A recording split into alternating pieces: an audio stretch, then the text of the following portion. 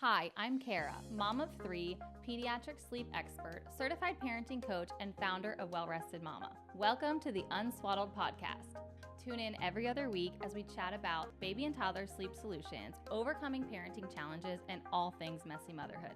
Hello, and welcome to this episode of Well Rested Mama Unswaddled. Today, we are going to chat about room sharing, and sleep training while either your little one is still in your room or they are sharing a room with a sibling. Now, there are a couple reasons why you might be in this situation, whether it's that you don't have the extra space for your little one to have their own room, you might not be comfortable moving them yet, or they need to share a room and you want to sleep train them so that they're able to sleep in that same space together. So wherever you fall in any of those scenarios, we are going to break them down, teach you guys how to be successful with the sleep training regardless of what situation that you're in. When it comes to sleep training, it is not a requirement that your baby's in their own room, okay? There are different situations where them being in their own room might make it easier for them and you, but it's not like an end all be all, right? Like you have to do it in order for it to work. It will work in either scenario, but one thing I do like to ask when I'm trying to vibe out whether the baby needs to be moved or not, is it about the baby or is it about the parents? When it comes to room sharing, okay, there's so much controversy in the sense of, it's recommended that they're in your room until 1 year old, right? Or anything that you're reading online or hearing of what you should do. Yes, I do think that information is like great, okay? But I do not want you to take that to heart, okay? One of the reasons that someone will come to me and say, well, it's recommended that the little one is in our room until 1 year old, it prevents SIDS, okay? SIDS is not 100% prevented just because the baby's in your room, right? That is like a very uncommon, unfortunate circumstance that, yes, it does happen. But the reason that that advice is given is because when a baby's in your room, you're waking them up so frequently in the night, right? That they can say if the baby's not sleeping all night, right? It reduces SIDS because SIDS is when a baby dies in their sleep. So if the baby's not sleeping, the chances of that are obviously super low, okay? So with that being said, my own personal advice, like mom to mom, parent to parent, is going to be if you are comfortable with your little one sleeping in a different room, then it is okay to move them. If you're not comfortable with your little one sleeping in a different room, it is okay to keep them in the room, okay? I would not base your decision on what the internet says. I would base your decision on how you feel about it and the decision that you want to make for your family. Me personally, I always moved them once they were down to 1 feed, okay? They only did 1 feed in the night. It didn't bother me to get up and walk to their room. In the beginning, when they're feeding every 3 hours or whatever they're doing as newborns, yes, it's obviously easier to have them in your room with you, right? But those scenarios are all what worked best for me, not necessarily what the baby needed, right? It was more about me getting up and walking and me having to just lean over and grab them to nurse, right? So with that, keeping all of that in mind, it's more of a comfort thing. And I think that that's what you need to base your decision on. So wherever that makes you land, that's your choice. That's totally fine. And once again, we're going to talk through the sleep training in both of those scenarios. Another thing that I do like to point out is that with sleep training, okay, the goal of sleep training is that you're doing a bedtime routine. You're putting your baby into their bassinet or their crib, and they're sleeping through the night without needing you. If they don't need you at all and you're comfortable with them being in their own room, I recommend moving them before the sleep training. And here's the reason why.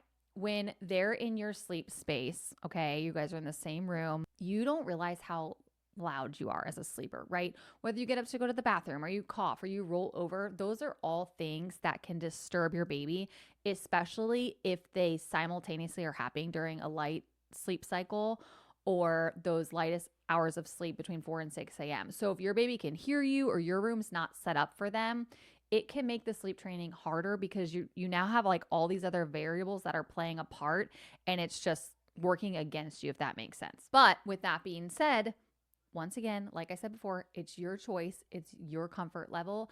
And we're going to talk about what you can do to set yourself up for success while sleep training in the same room. Now, the first thing that we want you to do is make sure that your room is set up correctly, okay? You are going to be implementing sleep training from that initial time that you're placing them down until they fall asleep. Okay. You're not going to be in bed at that time, right? Like your baby goes to bed at 7, you're not going to bed at 7. So when the sleep training starts, it's their room, right? You're in and out of the room a lot. We want to make sure that it's dark, that they have the white noise, because you are going to be coming and going, and we don't want them to be able to see you. We want them to know that you're there with your voice and your touch and that sleep training technique that you're doing, but it's not bright as day and they can see you. Because sometimes we tend to make our baby's rooms perfect and not ours because you go to bed later and it's not something that you notice. So you do want to make sure that that is all set up and good to go. And then you want to make sure that the bassinet is no longer like attached to your bed, right? Because it's very common that in those early days we have the bassinet right there, so we can just grab the baby and feed them or tend to them, change them, whatever it may be. So in this case, we want you moving them to a farther corner, somewhere where they're far enough away from you that, you know, you're giving them that chance of, like I said, falling back asleep, right? So adding a second sound machine, one, you can have one on your nightstand and one by their bassinet if it's moved far away, but anywhere that you can move them far enough. Obviously your room is your room, right? They're still going to be in your room, but to give them that space so that they're not like quickly identifying like, oh my gosh, they're right there and they're not doing what I want. It can just make it harder for them. If your little one is on the older side, okay, and I'm talking like can sit up or pull up to stand, you want to make sure that they can't see you, which can be hard because even though, you know, you're setting the room up super dark, our eyes adjust, right? And you do start to be able to see things in the room. So anything like a slumber pod would be amazing, best case scenario. But a barrier, I mean, we've had people like hang sheets from the ceiling so that it's just creating that little divide, just so that when they do wake up or they are, you know, struggling going back to sleep and they're standing and looking around, you're kind of removing that ability for them to see you, because again, they're going to be like, hello, excuse me, what are you doing? And that's going to make it harder for them. It's going to make them more frustrated and they're just going to fight you a little bit harder just in general. So if they can't see you, that is like the ideal scenario. So you just want to do what you can to kind of block that. Once you have all that like set up, you're good to go, right? You've chosen the night you're going to start. You are, like I said, you're not in the room while they are going to bed. So you're implementing sleep training until they fall asleep, and then you're sneaking in at your bedtime, and anytime they wake up in the middle of the night, you're just implementing the sleep training from your bed. So you're getting up from your bed and you're going to them. And when it comes to the actual sleep training and the technique, it's going to be the same as if they were in their own room. And if you are unsure of that process, we have a video, we'll link it here on the screen. Give that a listen, because that's going to really break down like what you're actually doing, what the sleep training is going to look like, what to expect, all of those kind of things. So you'll start with that, with the initial technique as if they're in their own room.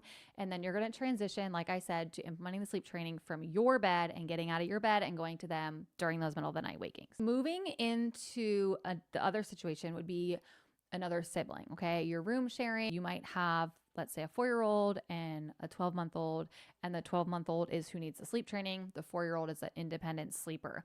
Now, I do want to point out that the 4-year-old is an independent sleeper. If the 4-year-old is not an independent sleeper, you need to get them there as well. Otherwise, it's going to be very difficult. And we work with families all the time. Like there's so many people that want their kids to share a room, which is amazing, right? Like that's totally possible. But you have to go into it knowing that they both really do need to be independent sleepers in order for you to be successful, because the last thing you want is to be sleep training your younger one when the older one is getting up and coming out and doing all these things. Like there's zero chance the little one's going to really get it. So what you would want to do is tackle both scenarios, right? Which I know sounds very scary, but it's really not that scary, right? Tackle them separately. Obviously, I would always recommend doing the little one first. It's faster, it's easier, and then doing the older one. My biggest piece of advice is to sleep train them at different times, okay? So if you are doing both, take the little one out, maybe sleep train them in your room using the techniques that we just kind of gave you to give them that independent sleep factor, and then you can sleep train the older one and then combine them. If the older one is already an independent sleeper, amazing. That obviously makes it way easier. Take them out. I've had people do sleepovers at grandparents. I've had a parent honestly go away for the weekend, and then the other parent did the sleep training with the little one.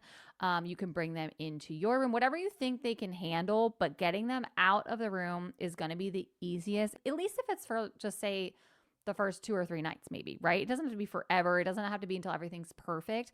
But that initial night or two, I would definitely recommend it just because the little one's going to fight it, right? And you're going to be in and out of the room. And if you do have that older kiddo, it just can honestly just be annoying for them. So talking to them about it is also huge because you want them to know what you're doing, right? You want them to understand, like, you know, the baby's okay. We're teaching them something new. They might be a little bit frustrated. They might be crying, but we know they're crying. They're okay. And we promise we will be in there when they need us, but you don't need to do anything, because I also think that's another thing people run into is the older sibling going over and doing something or whatever it may be. And now you're kind of adding like a whole nother layer of stimulation to where it's going to make it more difficult. So separating them is going to be the easiest option. And like I said, you can make it fun for the older one. You could even move the little one out and sleep train them, you know what I mean, in an office or a different space. But ultimately, doing that separation, implementing the sleep training is going to make it easier for everyone. And sleep training is so fast. It's